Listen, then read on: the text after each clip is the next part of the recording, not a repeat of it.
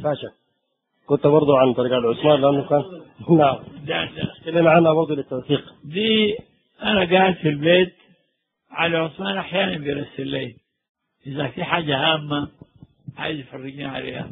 فمرة دعاني مشيت معي محمد أبو زيد، مشينا ناقشنا، جاب غازي كان هو اللي بيناقش الجنوبيين، حضرنا زيارة من زيارة غازي في المجتمع دي، فتكلم كلام جميل خلاص. غازي ده قال نحن زمان في النقاش بنبدأ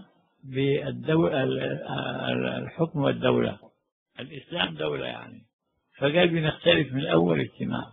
المرة دي الدولة اللي خدتناها في الآخر الشريعة الإسلامية، بدينا من فوق، قال ماشيين من أحسن ما يكون إلى أن وصلنا إلى الشريعة. اتفقوا معنا على أن الشمال الإسلامي يتحاكم للشريعة الإسلامية والجنوب يتحاكم إلى قوانينه هو. لكن قال الإيجاد السماسرة اللي قال لنا وسط خير الوسط، واحد فيهم قال قدم لنا ورقة قال خرطوم تكون قومية ما تكون عاصمة السودان، واختار عاصمة غير الخرطوم.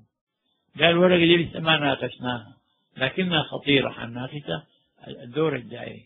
ده علي نادانا وسمعنا الكلام ده وانفضينا، وبعد شوية شعرنا بأنه علي ذاته ودوه يناقش بدل غازي يعني. وناقش، ولما جميع هناك رسل جالي محمد أبو زيد وقال لي علي عثمان عاوزك. مشيت معه، لقينا وحده في بيته، كان ساكن في كافوري. قال لي يا عم فلان عايزك تصدر لنا بيان عن الخرطوم عاصمة السودان. وانا كلام غازي في راسي معلق، وجايب البتاع بيصوروا بالي الكاميرا الكبيرة دي يعني. حمدت الله، صليت على الرسول، وقلت الخرطوم دي عاصمة السودان منذ 500 سنة من تركيا السابقة، وستظل عاصمة السودان إلى نهاية الدنيا، والشريعة الإسلامية يجب أن تطبق أولا في الخرطوم. أيوة، تطبق في الخرطوم قبل أن تطبق في أي محل ثاني، ويجب أن تصروا على ذلك. بس السلام عليكم. أنا افتكرت ده شريط، هو ده كان بس. أيوة، وهو جنبنا هناك بعاين. أنا مشيت بيتنا على أساس إن أنا سجلت شريط وخلاص. بعد 4-5 يوم جاني البروفيسور محمد حسن صالح، هو جاري، نحن جيران في العودة هاي. فجاني الصباح واقف على حيله، قال لي يا جون جرنج بيقول الهدية يجي على رأس الوفد اللي جاي. هاي قلت له يا بروفيسور، النصارى كمان بيقولوا اليوم يعلم الغيب؟ كيف عرفني؟ أنا ما بعرف ولا شفته. والله كان كده جاي صالح النصارى. قال لي لا، على عثمان قال كده. وعلى عثمان وين؟ قال لي في نفاش راح هناك. مستعد تمشي؟ قلت له لا بمشي، أنا مستعد. خلاص، فمشيت. قمنا من هنا 31 عالم من العلماء السودان، على راسهم البيلي أحمد، دكتور أحمد البيلي. أيوة، ضافنا اليوم بقينا 31. معنا سعاد الفاتح، أيوة، حبروا كثيرين هم. 31 بقينا. طيارة وصلنا هناك الصباح، وهي النفاشة تبعد من نيروبي 150 ميل جنوب نيروبي. أخذونا في عربية مشينا، لقينا يعني مستوى يعني أرض جميل عجيب يا أخي. هي نجيل كله وغرف متباعدة وفندق هندي وفيه بحيرة. مشينا أنا ومحمد أبو زيد، نزلونا في حتة بعيدة شوية، والجماعة دي وزعونا كده في المباني دي.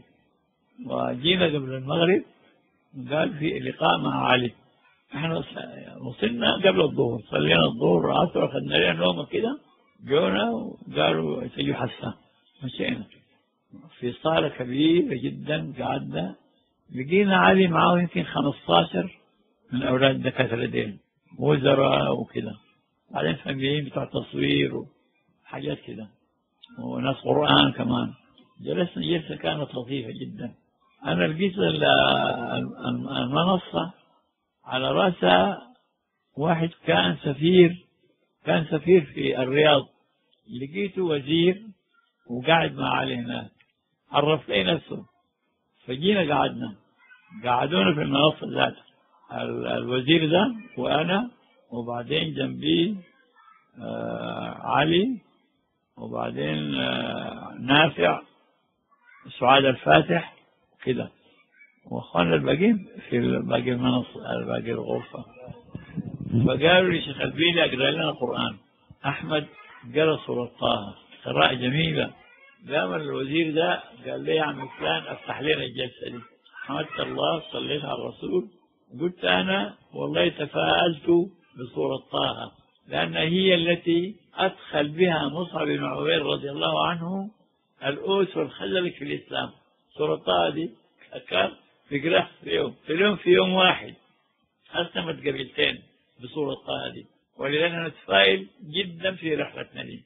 قلت لهم إنه مصعب بن عمير رضي الله عنه خلى الأوس والخزرج من قبائلهم، بيقول الأنصار يا نافع، ثاني جعله ضنبولايمات، نافع قاعد بس. فدي كانت نكتة أدت نكهة كويسة للمجلس يعني. خلاص اتفضينا على أن بكرة نلاقي جون جرنج. بعدين علي نقلنا إحنا، أنا محمد الزيد والبيلي ومحمد صادق الكاروي وسعد الفاتح، نقلنا جنبه، يعني عمارة جنبه قريبة سكننا فيها نحن. وباقي الناس ديل، وديل ثاني يوم سافروا، ثاني يوم جينا قابلنا جون جرنج. اخواننا كلهم راحوا اللي حضروا معنا الجلسة دي. فنحن قعدنا في المنصة بالترتيب، يعني أنا جنبي سعاد، جنبي محمد عثمان صالح، بعدين مزمل الغندور، وبعدين في ثاني الباقيين. أول ما قعدنا وهو نحن كنا بقينا زي كم 40 عاملين نص دايرة كده. يوم قال لما جمعوا 12 نفر بس، ما عاد فيهم السودانية إلا منصور خالد وعرمان بس، الاثنين ديل. الباقيين بتاع كدوغلي وبتاع جنوب النيل ده ما بعرفهم، بعرف الاثنين ديل. والحلو في جبال النوبة. يوم قال أول ما قعد عايل لي كده هدية، قلت له أيوه هدية ود عمك. قعد يضحك. خلاص بدأت الجلسة. البروفيسور ألقى خطاب راقي جدا، آيات وأحاديث. أيوه، وقال لي يا دكتور جون قال نحن أنا ولدي مات هنا في الجنوب ده، ولذلك الحرب احنا كرهناها وجينا بنية صادقة للسلام. ونرجو أن تقبلنا كناس جايين بنية صادقة للسلام. كلام كان راقي جدا، هو رجل مهذب عالم. وبعدين يتكلم مزمل ويتكلم الباقين، لكن الكلام اللي عجبني شاب أبوه كان مدير الشؤون الدينية، اسمه ماجد فلان، حاج ماجد أبوه. أيوة، شاب ملتحي، لقن كبير وزرقاء ده. قال لي يا جون جرنج احنا قاتلناك ونحن رجال، وجينا للصلح ونحن رجال. كانت كلمة قوية يعني، تقول ما هو شيء أصيلة. عشان كده الشيء مستبدين علينا. فهمت؟ بعدين لقيت الناس كلهم بيعينوا لي. قمت تكلمت أنا، قلت له يا جون جرنج احنا بيننا وبينك ما في عداوة، والله الإسلام ما حارب المسيحية ولا المسيحية حاربت الإسلام. الإسلام حاربوه أولاد المسلمين اللي قاعدين معي ديل، هم اللي حاربوه. قلت له الإسلام حاربوه أولاد المسلمين اللي قاعدين معي ديل. أنا الحركة السياسية من سنة 56 شغال فيها. كان عندنا جنوبي استوائي قس اسمه سترنينو كان نائب في البرلمان. نحن لما المسلمين